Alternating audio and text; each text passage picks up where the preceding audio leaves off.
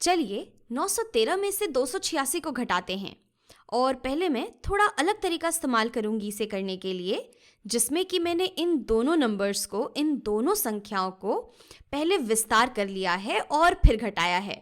जैसे कि यहाँ पर हमारे पास 913 है, ये 9 है सैकड़े के स्थान पर, तो इसे मैंने 900 लिख लिया है। यहाँ पर ये 1 है दहाई के स्थान पर, तो इसे मैंने 10 लिख लिया है। और 3 है इकाई के स्थान पर, तो इसे मैंने 3 ही लिखा हुआ है।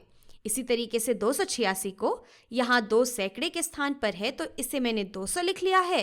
8 है हमारे दहाई के स्थान पर, तो इसे मैंने 80 लिख लिया है। और यहाँ 6 इकाई को मैंने 6 लिखा हुआ है।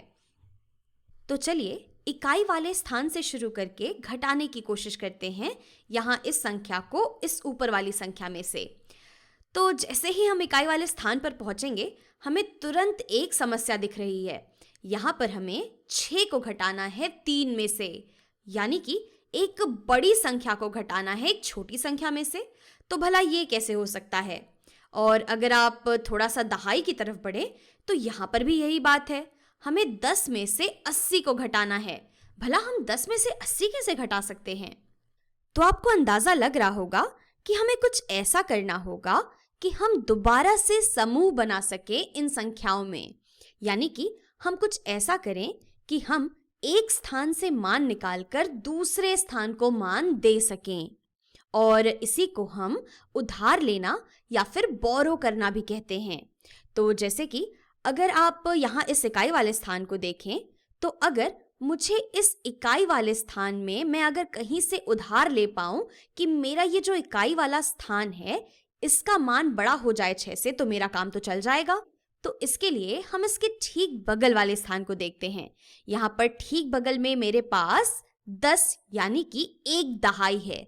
तो अगर मैं यहाँ से उधार ले लेती हूँ 1 दहाई, और अगर मैं ये 1 दहाई लेकर इस इकाई वाले स्थान को दे दूं, तो मेरे पास 1 दहाई यानी कि 10 और 3 तो यहाँ पहले से था, तो 10 और 3 ये हो जाएगा कुल 13 के बराबर।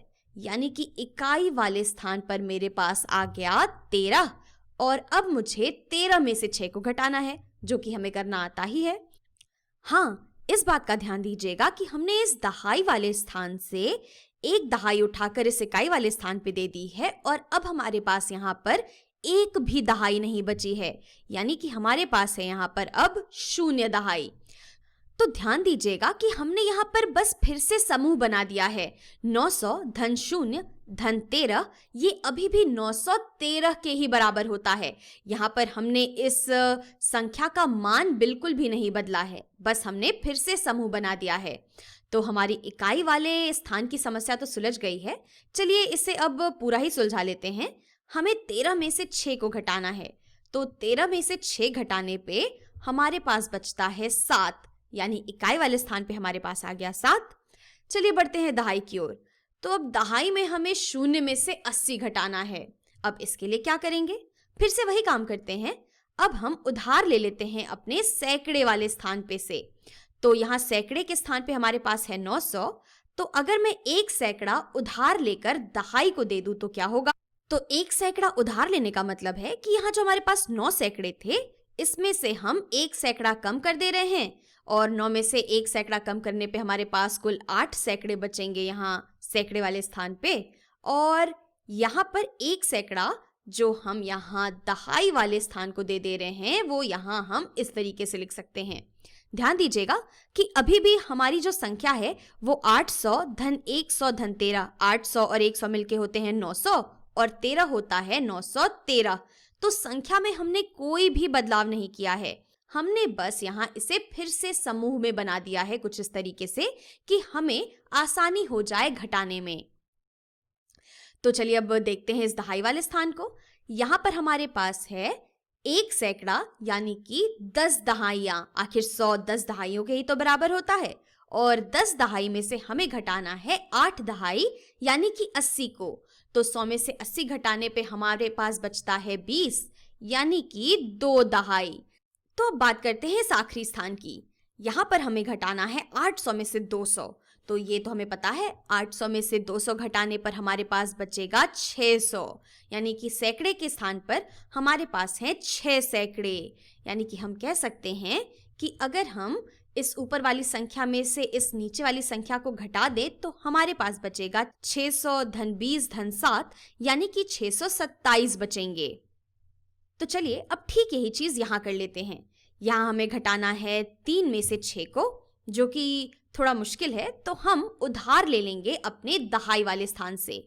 यहाँ दहाई वाले स्थान पे हमारे पास है 1 दहाई, तो अगर हम उधार ले लेते हैं इसे तो यहाँ हमारे पास बचेगी 0 दहाई, और इकाई वाले स्थान पे हमारे पास आ जाएगा 1 दहाई, जो कि होता है 10 के बराबर, और 3 हमारे पास पहले से था, तो 10 3 होते हैं 13। और अब अगर हम अपने दहाई वाले स्थान को देखें तो हमारे पास है 0 और इसमें से हमें घटाना है 8, जो कि थोड़ा मुश्किल है फिर से। तो इसके लिए हम उधार ले लेंगे अपने सैकड़े वाले स्थान से। तो अगर मैं यहाँ 9 सैकड़े में से 1 सैकड़ा उधार ले लूं तो यहाँ मेरे पास बचेगा 8 सैकड़ा, और जो मैंने 1 सैकड़ा उधार लिया है वो हमारे दहाई वाले स्थान पे चला जाएगा। तो 1 सैकड़े का मतलब होता है 10 दहाई।